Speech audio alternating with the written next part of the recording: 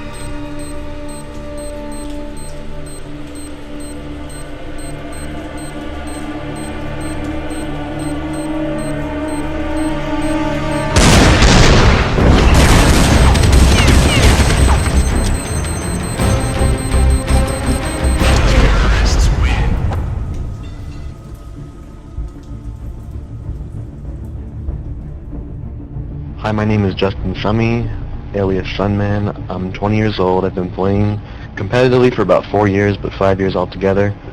Well, I've played baseball and soccer for about 6 or 7 years in a row. I think I get more of an energy vibe out of playing Counter-Strike professionally and winning big matches and stuff than I did when I was playing soccer and baseball. But I don't think anyone that doesn't play professionally knows the feeling whenever you win a big match in Counter-Strike, that it's really that big.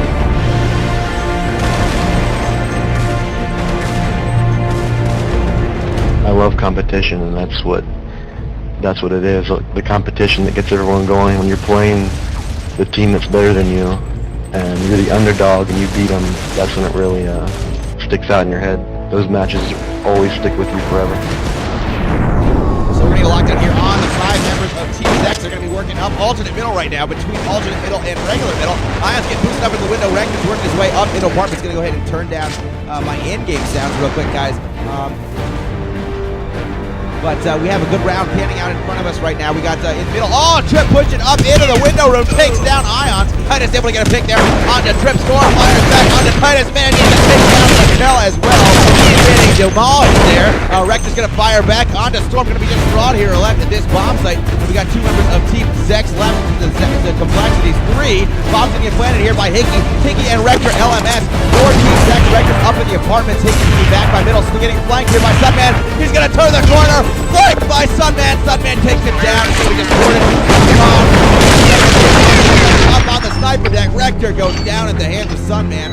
Wasted there, destroyed. And the bomb's going to get In our match at EastWC versus Mouse Sports, I was in a 2-on-1 versus Roman R and Neo. I planted the bomb in the lower site, and I ran to the doors quickly.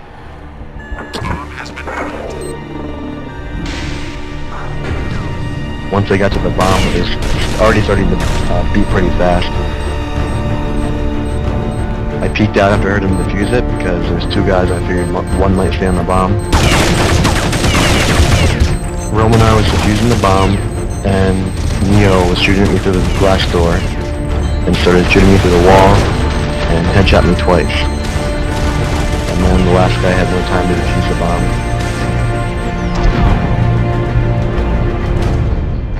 I like to be the first into the bomb sites. I'm really a point man on this team. I like it. I like being the first one in. If I make my shot, we're going to win the round. If I miss my shot, we're probably still going to win the round because I have 4 great teammates behind me.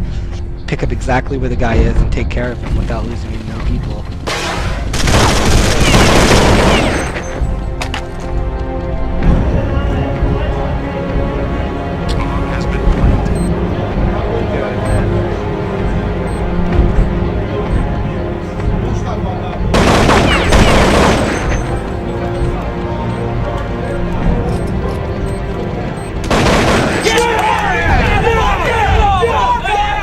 Playing at this professional level, each player on that team is just as dangerous as the next. I don't think we're like, okay, we killed Method, this round's over. And Warden's going to be last man standing here for Team Complexity, coming to the library, 88 health. He's trying to spot one and hit. 3 versus 1, he drops Ions, looking for another one inside the box. There's another one, he takes him down. Titus, the last one is Rector. I would give an example like when I used to play baseball.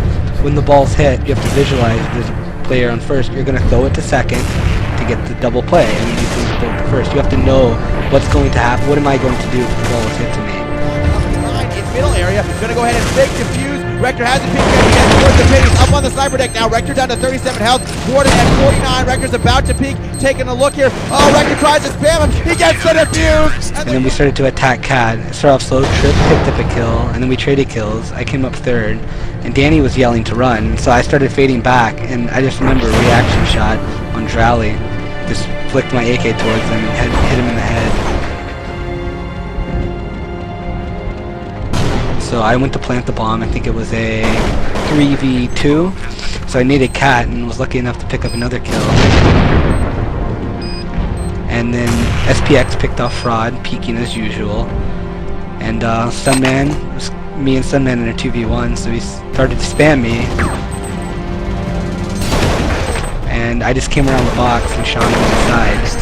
It's so relieving to be in a 1v1 and win, because that just, you're up 6-1 in the finals match for $40,000.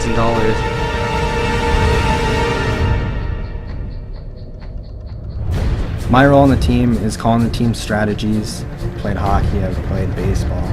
I've always wanted to win whenever I played anything, even if it's a video game.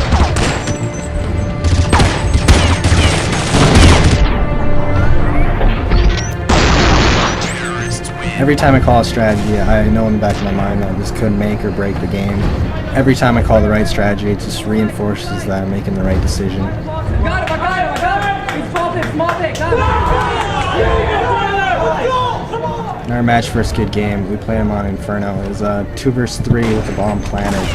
And Fraud got picked off early. I knew I had to come out and try to get a pick.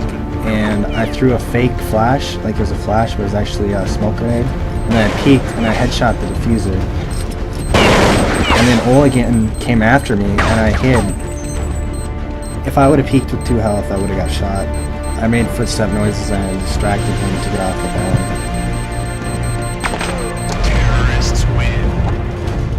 I've actually played CS since the second day it came out.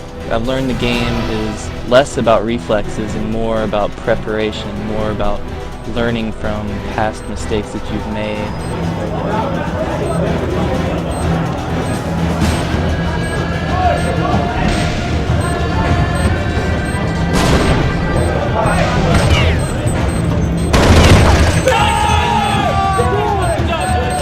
You have to know your teammates very well. Most of us have been playing together for over a year now. I know all the moves that they're going to make on every map. I'm the type of player who likes to know my surroundings, know what's going on.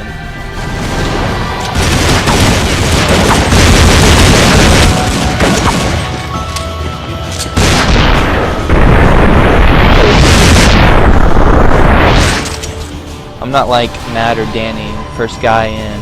I'm more of a cautious player. I check almost every single corner when I'm going in. I understand their gameplay. I know when they're going to be peeking corners, and I'm able to outsmart my opponents.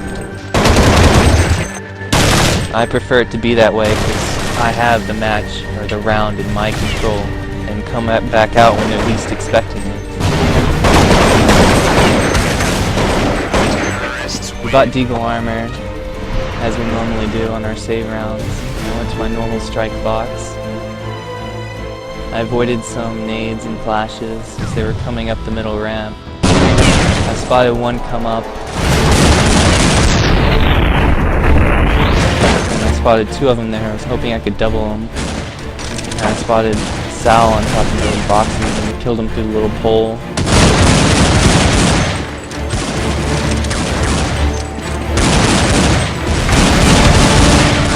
Felt awesome doing what I did, but I knew that it was because of my teammates that I was able to do that. I'm normally around the second or third person to go in, mostly behind Warden. Warden's the one that he likes to go ahead and go first, but I'm the one that kind of initializes the attack. Spam now being worked. Rector getting the drop there on Storm. That was beautiful all the way over by the library there. Drops him. Ions now pushing up to support him. Fraud, nice, drops Rector. That's an impossible shot and he pulled it off, sorry. Ions now all the way into the middle of the bomb site. Trip dropping 1-2 before Titus. And then swivel around 180, drop him in the head. Once again, an awesome shot. Frog though, 1-2 AWP. Sweet Jesus, he wow, just doubled somebody. I think as far as hitting the shots go, I don't think it's necessary that I have a gift or anything. I have one shot to hit.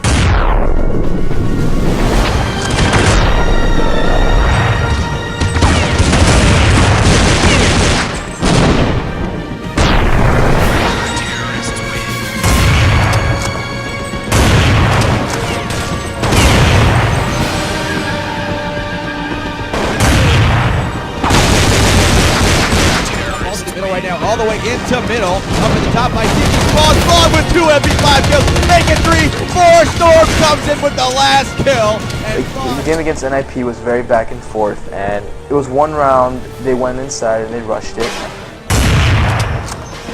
We needed a momentum change in order for us to just grab those 2 rounds and help them to stop buying and stuff.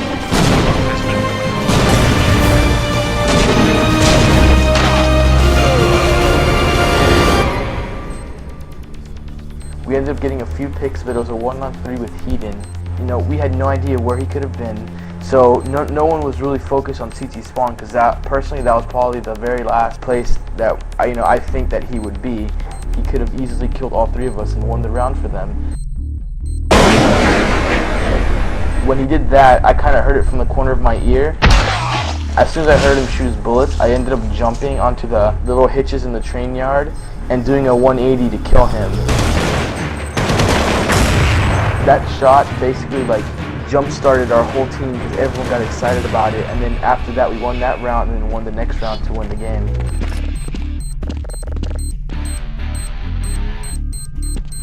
Counter-terrorists win.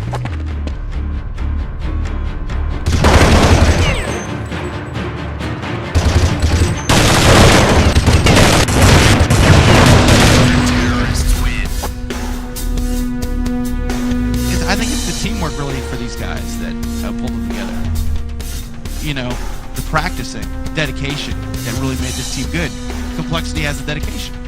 I have to say the win at ESWC for Complexity is a massive accomplishment. I mean, winning a major tournament, there's nothing like it. I mean, you can come in second place a million times, but until you win, it's a totally different thing. And Complexity has now won, so I mean, the sky's the limit for them still. They're now our American team. Stay on top, and that should be Complexity's goal.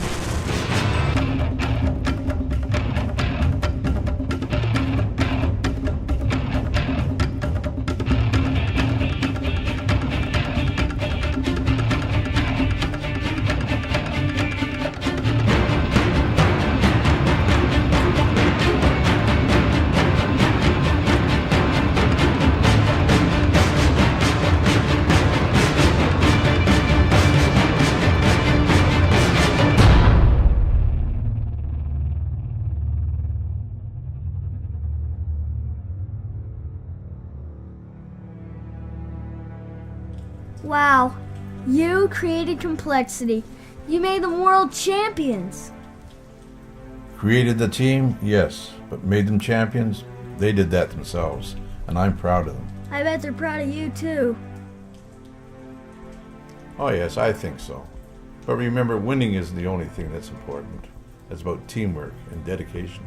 Someday, I want to be just like them. You can be, if you remember the things I told you. And that, my boy, is the moral of your bedtime story. Grandpa Jake, wait. So just what happened after you left the team? I sold the team to a man named Midway. And the rest, you could say, is history.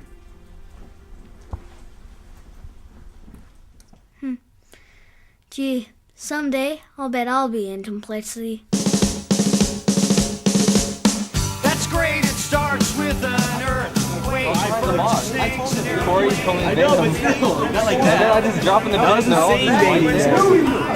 Okay, you and me died and Justin died, and Tyler was still didn't even kill anybody. I was still hiding. I was waiting for him to come out of the hall. Tyler Wood, best player in the world. He's got one of the fastest Colts I've ever seen. Just look at that face. Determination. That's good! Right there! Justin Summy. This kid's got insane micro. Just look at that face right there. It's ridiculous. Look at what he's doing. He doesn't even flinch. 100 APM. Kid's ridiculous. The horse crank was.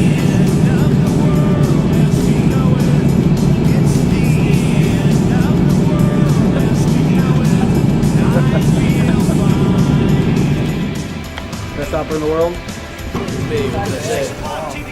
Any questions for me, Matt? Why do you talk shit in headlights, girl? No comment. Tripp's computer was down, so it was time for me to dust off the mouse.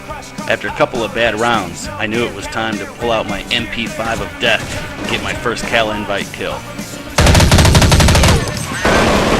Although that was the only match we lost that season, it felt good getting that kill. At least now I can advertise Cal-I experience when looking for a pug on IRC. You can't turn this slowness on volume. If I ever end up in Complexity, I'll be G3 Master. You did a great job. Will Cole go all the way? Vote. I'm gonna vote yes.